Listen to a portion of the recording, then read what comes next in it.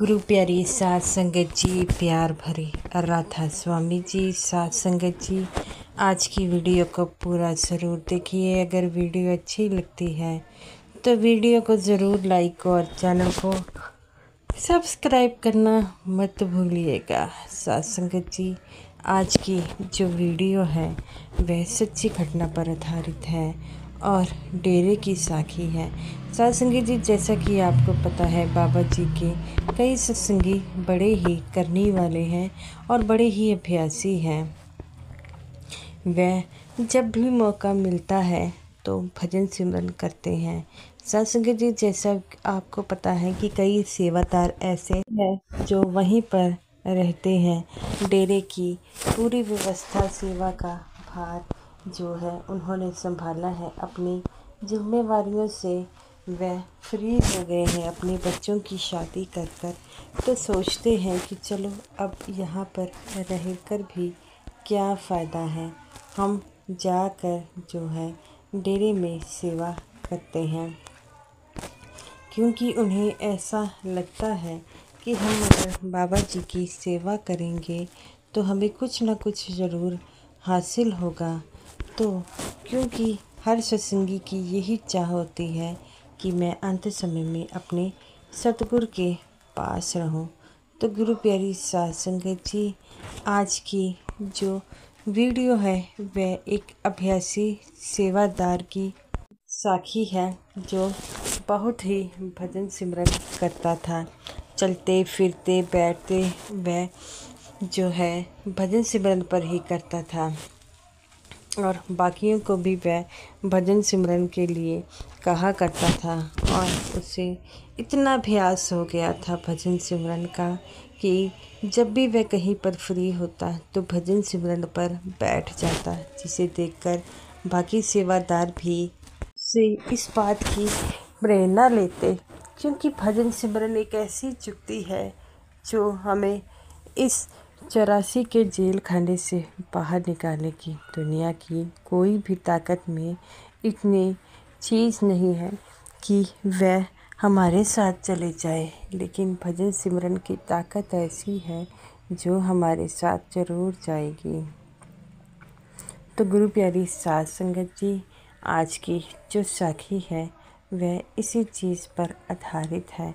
साध संगत जी, जैसा कि आपको पता है कि बाबा जी को हर कोई बहुत ज़्यादा मानता है और कई डेरे में बड़े ही अभ्यासी सत्संगी सेवादार हैं। तो अभ्यासी सत्संगी की उम्र जो थी वह तकरीबन 65 साल की थी, लेकिन सेवा का जज्बा जो था उनमें काफ़ी भरपूर था और हमेशा ही जो है सेवा पर जाते थे। कभी भी बहाना नहीं लगाया। डेरे में रहते रहते उन्हें 3 साल हो गए थे और कभी भी वह इन चीज़ों के लिए जो है वह नहीं भागते थे। बाबा जी उन्हें कहते कि आप पूरा साल चाहे डेरे में सेवा करें, लेकिन 1 महीना अपने परिवार वालों को भी दे दें। लेकिन वह कहते हैं कि इन चीज़ों का हमें कोई लाभ नहीं होगा। बाबा जी, मैंने सारी उम्र अपने परिवार वालों के साथ काटी है, अब मेरी जिम्मेवारी आपके प्रति ज़्यादा है। बाबा जी भी उनकी बातों को सुन हंसने लग पड़ते हैं और कहते हैं कि बेटा, इन बातों की चिंताएं मत लगाओ और किसी भी चीज़ का जो है वो देखकर व्याकुल ना हो, क्योंकि ये चीज़ें हमारे लिए मायने नहीं रखती। तो वो कहता है कि बाबा जी, आप सही कहते हैं, लेकिन भजन सिमरन तो हमें करना पड़ेगा। तो बाबा जी कहते हैं, बेटा, भजन सिमरन तो सबको करना पड़ेगा कि जब तक हम भजन सिमरन नहीं करेंगे उस परमात्मा के साथ नहीं मिलेंगे। तो साथ संगत जी, बाबा जी उन्हें कहते हैं कि थोड़ा सा परिवार को भी समय दें। तो वो कहता है कि इतने सालों तक मैं अपने परिवार तक ही रहा है और जब परिवार वालों को मेरी आती है वो डेरे आ जाते हैं मिलने और इसी बहाने वो 2 दिन डेरे भी रह जाते हैं। बाबा जी उनकी बातों से बड़ा खुश होते हैं। बाबा जी कहते हैं कि सही कहा है। डेरे के डिसिप्लिन को बनाने के लिए आप जैसे सेवादार का पूरा हाथ है। अगर आप ना होते तो कैसा होता। तो वो कहता है बाबा जी सब आपकी कृपा है, आपकी कृपा की वजह से ही ये चल रहा है। अगर आप यहाँ पर कृपा ना करते तो कैसे चलता। बाबा जी कहते हैं बेटा मैं तो तुम्हारी तरह एक आम इंसान हूँ, मेरे में कोई शक्ति नहीं, कोई नहीं है। मैं तो सिर्फ उस मालिक की रजा में रहता हूँ। अपना कहते ही वह जो सेवादार और बाबा जी भी वहाँ से चले जाते। ऐसे ही समय व्यतीत होने लगा। उनकी सेहत जो है खराब रहने लगी। एक दिन वह बाबा जी से मिलने आए और कहते हैं कि बाबा जी अब मेरी तबीयत खराब रहती है, मैं डेरे से जाना चाहता हूँ। बाबा जी कहते हैं आपने इतना समय डेरे में सेवा की है, अब से जो डेरे में सेवादार रहते हैं वह आपकी सेवा करेंगे और मैं भी तो हूँ। तो वो कहता है नहीं नहीं बाबा जी मैं आपसे भला सेवा कैसे करवा सकता हूँ। बाबा जी कहते हैं बेटा मैंने कब कहा है। तो वो कहते हैं कि बाबा जी हमें पाप की भागीदारी मत बनाइए, हम ये नहीं कर सकते। बाबा जी कहते हैं कि बेटा मुश्किल समय में ही जो साथ देता है और तुमने हमारा इतना साथ दिया है, अब हमारी बारी है। बाबा जी की ये बातें सुनकर उसकी आंखों से पानी निकल आता है और कहता है कि बाबा जी आप बिल्कुल ठीक कह रहे हैं, मैं यहीं पर रहूँगा, अपना अंतिम समय यहीं पर ही बिताऊँगा। इतना कहते ही वह चला जाता है और ऐसे ही समय व्यतीत होता रहता है। कुछ समय बाद उसकी तबीयत जो है बिगड़ने लग पड़ती है। उसे हॉस्पिटल में एडमिट कराया जाता है। लेकिन जब वह हॉस्पिटल में होता है तब भी वह भजन सिमरन की ओर पूरा ध्यान देते हैं और अंत समय में मालिक को जो है नहीं भूलते। तो डॉक्टर जवाब दे देते हैं कि अब इनके शरीर में प्राण नहीं बचे हैं। तो वह कहते हैं कि ठीक है, अपने उसी कमरे में जाना चाहूँगा जिसमें मैं रहता था और मेरे घर वालों को भी बता दिया जाए। कुछ सेवादार ऐसा ही करते हैं, उनके घर वालों को इन्फॉर्म कर देते हैं कि वो उनकी सांसें उखड़ रही हैं, वह आपसे मिलना चाहते हैं। तब कहते हैं कि चलो ठीक है और वह उनसे मिलने आ जाते हैं और उनकी अंतिम समय था। जैसा कि आपको पता है कि जैसे कुछ अभ्यासी होते हैं जिनकी कमाई होती है, जब कुछ वहाँ के सेवादार सत्संगियों को पता लगा कि इनकी कमाई बहुत ज़्यादा है, अब ये शरीर छोड़ने लगे हैं, तो वह माथा टेकने लगे। कई सेवादारों ने मना भी किया लेकिन वह मान नहीं रहे थे। उन्होंने बार बार कहा कि ऐसा मत कीजिए बाबा जी, इन बातों के खिलाफ है। लेकिन वह फिर भी ना माने और ये सब कुछ करते रहे।